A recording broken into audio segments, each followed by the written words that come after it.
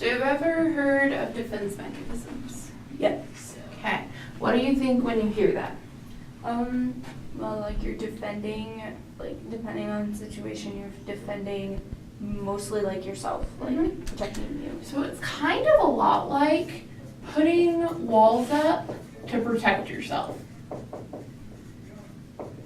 So, okay. So we talk about a few in psychology the most, and the first one is rationalization. And what that basically says is using reason to conceal your true feelings from yourself. So we're gonna, through the whole thing, I'm gonna create an example and then I want you to create an example, okay? Okay. So my example is going to be, let's say that you have a friend and she's late and she hasn't called you back, and instead of getting upset, you say, well, maybe she got in traffic or forgot her phone, so I'm sure it's not just that she forgot me, because that's easier for you to believe. Okay? Can you come up with one?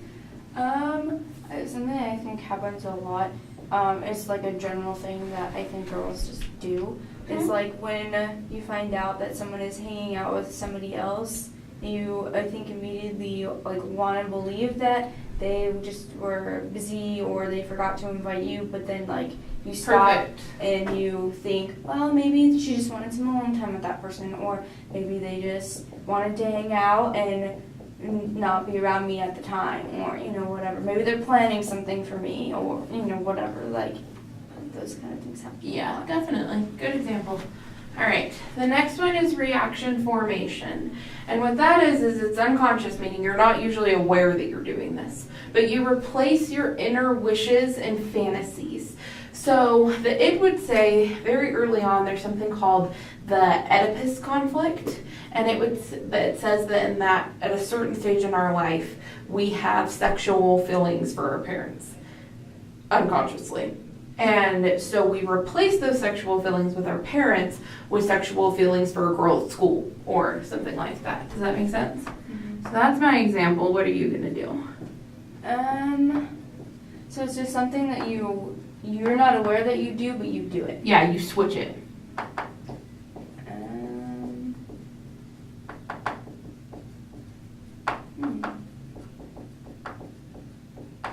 Not that I've ever done this, but like, I don't know, people think of being with a person and sometimes it's like the crush that they have, or you know, the person that they want to be with, and so but they can't be with that person, so they like switch somebody that they're sort of into with that person they really want. That's actually a better example of displacement, but I get the track you're on. Yeah. So maybe like it's not okay to like that person, so you like somebody else. That's more like it. Okay.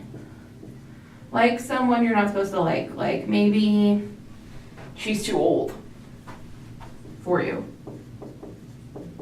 So you choose to like someone your age. Okay. The next one is called projection. And what that is it's pretty much just assigning your problems to another person. So like let's say your grandpa is super racist. So he's gonna say that, and everybody else, he's gonna be like, oh, that person's so racist. And that's like something he's gonna pick up in people really easily and say like, oh, that's about that they're racist, even though it's him that's really racist. Okay.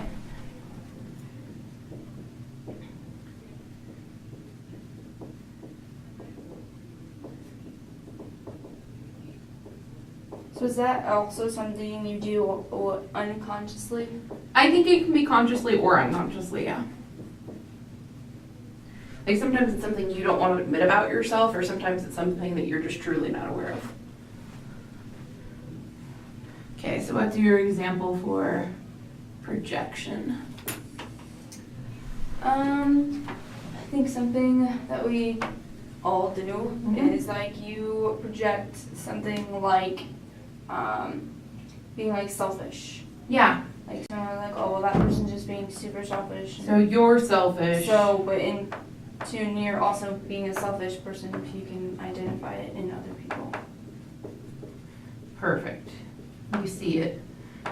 because it's like that takes one to know one thing kind of thing. So next is regression, in which you really just revert to childlike behavior. So an example of that is like getting upset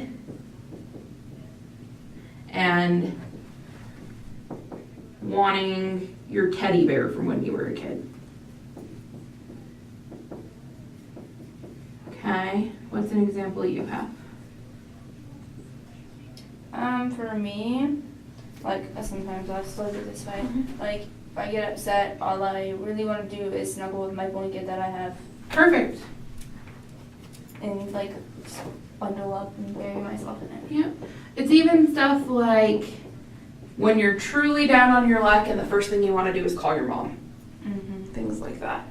All right, so the next one is called displacement, which is basically putting feelings that you have for a safer person. So let's say I go to work and I'm super angry at my boss, but yelling at my boss like I want to could have serious ramifications. So instead I go home and I yell at my friend just because I'm angry and I know that she'll probably still love me when I get done yelling. Does that make sense? Yeah. Okay, do you have an example?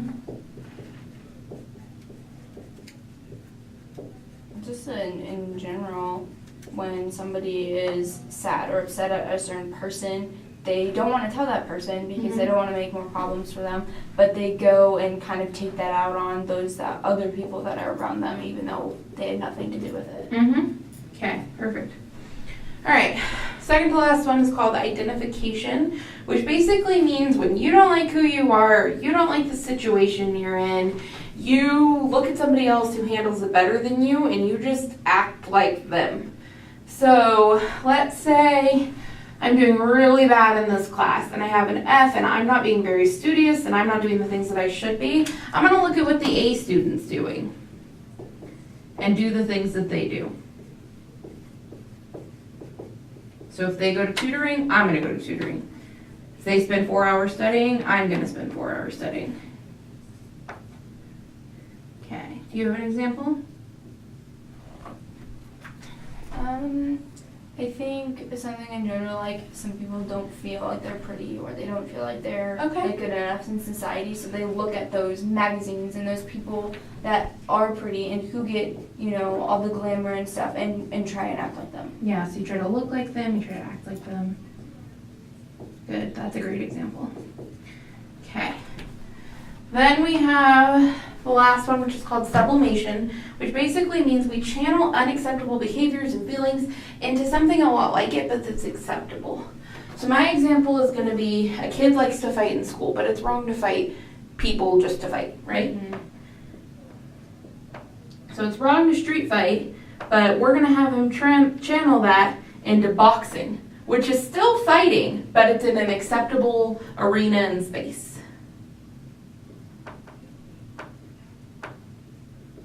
Do you have an example?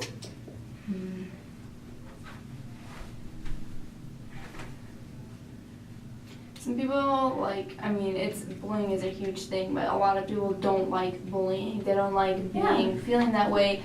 Some people really don't like watching somebody be bullied or a bully, so that bully, even though that's wrong, is gonna still want to do that because they like bullying people. So what's okay that's like bullying? I guess just like kind of being fake around that person. Like you're still mean to them in ways, but not as much as you would if you were like bullying them. So maybe it's wrong to bully, but it's okay to be aggressive. Like that. Good. All right, so any questions on the defense mechanism?